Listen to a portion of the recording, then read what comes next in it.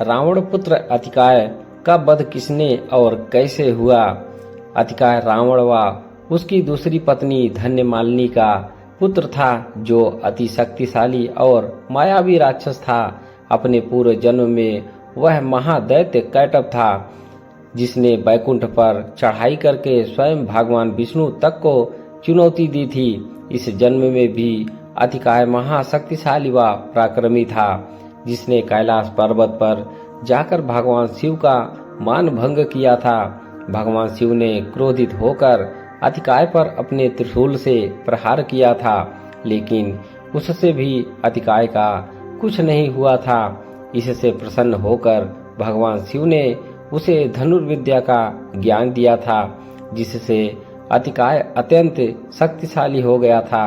जब भगवान श्री राम का रावण से युद्ध चल रहा था, तब रावण अपने भाई कुंभकर्ण की मृत्यु से बहुत द्रवित था।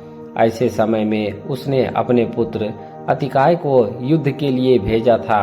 अतिकाय ने युद्ध भूमि में पहुंचकर श्री राम के छोटे भाई लक्ष्मण को चुनौती दी थी कि जिस प्रकार उसके पिता अपने छोटे भाई कुंभकर्ण की मृत्यु में पीड़ित है, उसी प्रकार वह लक्ष्मण का वध करके श्री राम को तड़पते हुए देखना चाहता है। लक्ष्मण ने उससे युद्ध करने की चुनौती स्वीकार कर ली।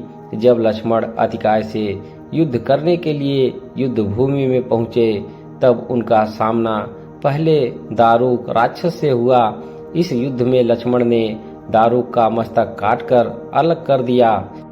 इसी बीच अंगद ने रावण पुत्र नारांतक तथा निकुंभ, हनुमान ने देवांतक तथा त्रिसा, सुग्रीव ने सेनापति अकंपन तथा कुंभ का वध कर डाला। दूसरी ओर लक्ष्मण तथा अतिकाय के बीच भीषण युद्ध शुरू हो चुका था। युद्ध के बीच में ही अतिकाय माया से अपने रथ को आकाश में ले गया तथा वहां से लक्ष्मण पर आक्रमण करने लगा। तब हनुमान ने लक्ष्मण को अपने कंधे पर बैठकर युद्ध करने के लिए कहा। शुरू तो में लक्ष्मण ने मना किया, लेकिन बाद में वे मान गए। लक्ष्मण हनुमान के कंधों पर बैठकर तथा हनुमान उन्हें आकाश में लेकर उड़ गए।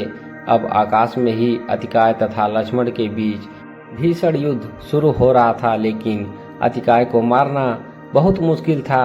आकाश में देव इंद्र यह सब देख रहे थे। तब उन्होंने यावदेव को लक्ष्मण के पास भेजा, ताकि अतिकाय की मृत्यु का रहस्य लक्ष्मण को बताया जा सके। देव इंद्र से आज्ञा पाकर वायुदेव युद्ध के बीच में लक्ष्मण के पास पहुंचे तथा उन्हें बताया कि अतिकाय को भगवान ब्रह्मा से सुरक्षा कवच मिला हुआ है, जिससे उसके द्वारा चलाए गए किसी भी शक्ति बाण से उस कवच का भेदन होना असंभव है। इसीलिए उन्होंने लक्ष्मण को अतिकाय का वध करने के लिए ब्रह्मास्त्र चलाने का उपाय बताया। वायुदेव से उपाय जानकर लक्ष्मण ने ब्रह्मास्त्र का संधान किया तथा उसे अतिकाय पर छोड़ दिया। ब्रह्मास्त्र के लगते ही अतिकाय का कवच टूट गया तथा वह रथ सहित भूमि पर गिर पड़ा व अपने प्राण त्याग दिए। इस प्रकार रावण पुत्र अतिकाय का वध संभव हो सका था। कथा पसंद आई हो तो वीडियो को एक लाइक अवश्य करें। हमारे चैनल शिव शक्ति के भगत पर जुड़ने के लिए आप सभी का धन्यवाद। जय श्री राम।